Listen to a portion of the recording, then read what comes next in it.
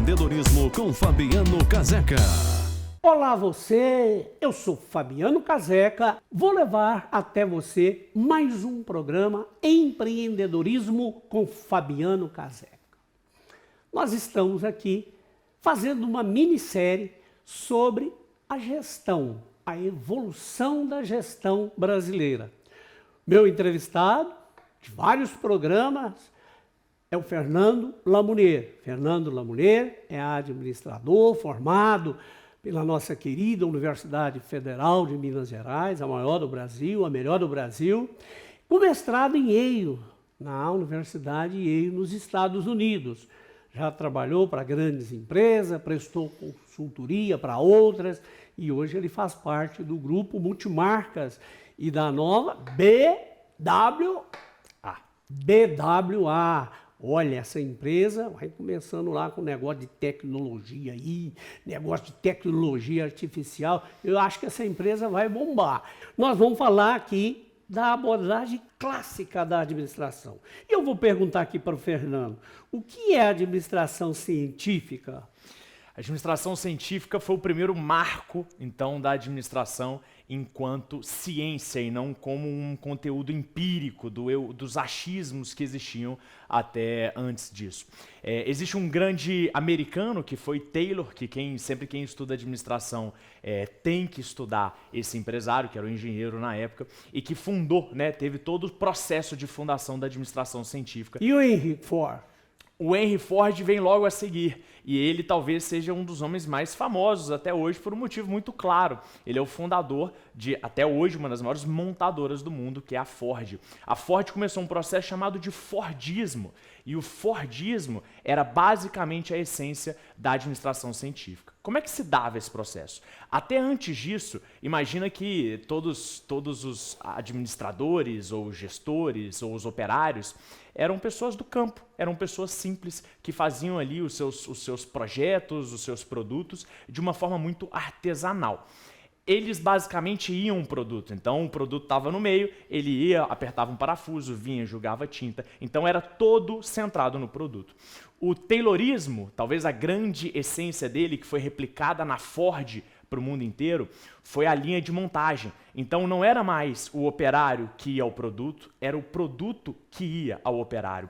E isso gerou uma condição de você especializar o operário em questão. Nessa época já veio a automação, a produção em série? De forma muito incipiente. A linha de montagem talvez seja o primeiro passo disso, mas a grande essência é: o funcionário fica parado, assim como eu estou, o produto vinha à linha de montagem, ele vinha até ele e ele fazia, seja apertar um parafuso, jogar uma tinta. Essa é a essência da administração científica. E por quê? Porque é legal? Porque é bonito? Não, porque era mais produtivo. A administração científica tinha um foco na tarefa, como que eu, gestor, ajudo o meu funcionário a produzir mais. Só que, obviamente, tinha várias críticas que a gente pode até fazer hoje como uma robotização do ser humano. Tem um filme muito famoso que todos aqui tem que ver, a gente faz essa sugestão, que é do Charlie Chaplin. Vejam, ele está inclusive no YouTube, liberado, isso aí é muito fácil de encontrar, que ele faz uma crítica a esse processo, porque era quase que um processo de desumanização do ser humano. Imagina você que antes você tinha um trabalho 360 graus, você fazia de tudo um pouco. Nós estamos falando aqui do modelo americano de gestão. Sempre os grandes administradores, pessoas de muito sucesso que construíram, o caso do Henry Ford aí, que construiu uma das maiores indústrias do mundo, de automóvel, você citou muito bem isso. E na Europa, não tem alguém assim para a gente, não fez algo diferente, não? Deixaram tudo para o americano fazer? Obviamente, Ford. Na Europa também acontece um movimento muito parecido e mais ou menos no mesmo tempo. Existia uma outra pessoa que chamava Fayol. Esse era nascido em Constantinopla, que atualmente é Istambul, mas morreu em Paris e fez basicamente todos os seus trabalhos acadêmicos na Europa.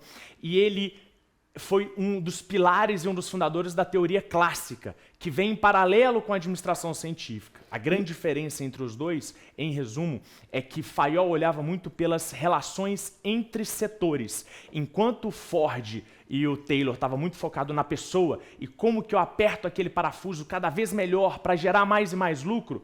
Fayol estava muito preocupado em como que a estrutura da empresa deveria se relacionar para ser mais produtiva. Mas a base, doutor, era basicamente a mesma e o tempo que eles estão surgindo com essas grandes teorias também, a gente está falando no início do século XX. Nós vamos para um pequeno intervalo, vou chamar um vídeo da Multimarcas que está lindo, maravilhoso, e daqui um minutinho eu estou de volta.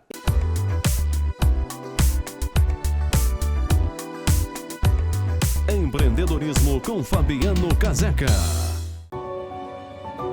Há 45 anos, a Multimarcas Consórcios abriu suas portas para contar novas histórias. Durante essa trajetória, atravessamos muitas estradas, compartilhamos vitórias e desafios, construindo caminhos de sucesso e realizações. Hoje, somos uma família que cresceu ao longo do tempo, unida pela visão de novos horizontes e pela busca incessante por novas histórias para contar. Sabemos que a vida é feita de momentos únicos e que cada ciclo traz consigo novas oportunidades. Neste ano especial, celebramos 45 anos multiplicando sonhos, experiências e conquistas. Estamos prontos para seguir junto com você em busca de um futuro de grandes possibilidades. Multimarcas Consórcios, 45 anos multiplicando juntos.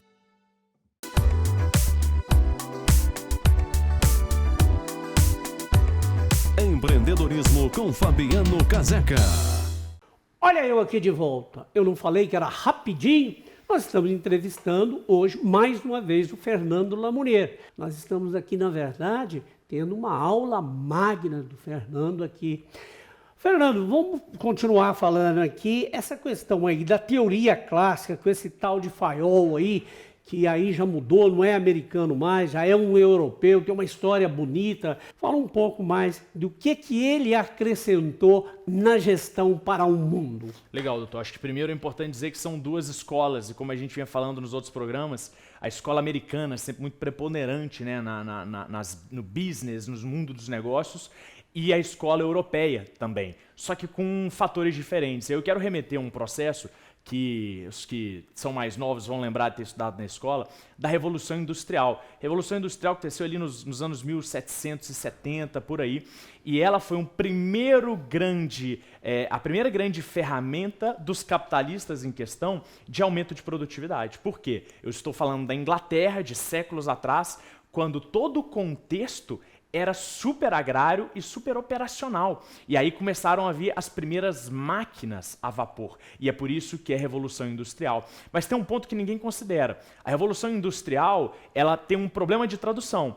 Porque quando você vai para o inglês, você fala de financial industry, de advertising industry. Então, industry, que seria indústria, não é simplesmente a indústria, a fábrica, mas seria o mercado como um todo. Então, a revolução industrial, ela não é uma revolução das fábricas, mas ela é uma revolução de competitividade e de produtividade. Ou seja, os capitalistas, os donos daquelas fábricas, eles não estavam colocando máquinas porque queriam simplesmente modernizar. Eles estavam querendo produzir mais com menos. E isso é um grande choque para os funcionários na época, porque todo mundo muito acomodado naquela forma de produzir, sem grandes metas, sem uma gestão tão focada nisso, e de repente vem as máquinas que competem num primeiro momento com eles e tira emprego de milhares de pessoas. Talvez a gente esteja vivendo um pouco desse panorama agora, falando de inteligência artificial, mas eu queria já deixar até um sentimento positivo. Obviamente tem gente que perde seus empregos, mas há novos empregos criados, por isso a importância de programas como esse, para as pessoas se capacitarem e se adequarem às dores e às necessidades do mundo do futuro. As coisas acabam se ajeitando, mas não sem antes muita dor, muito desemprego e muito problema. E é por isso que a educação, o investimento em educação contínua, em estar aprendendo novas habilidades, ela é importante, porque o mundo não para, a tecnologia não para e a gente não pode parar. Infelizmente, nosso tempo acabou, tenho que ir. Mas eu quero fazer um convite para você. Olha, sábado às 12h30, assista o programa Mundo dos Negócios com Fabiano Caseca e Marcos Maracanã, mostrando as empresas brasileiras. Sábado, 12h30, aqui na Band, Fabiano Caseca e Marcos Maracanã. Eu vou, mas voltarei.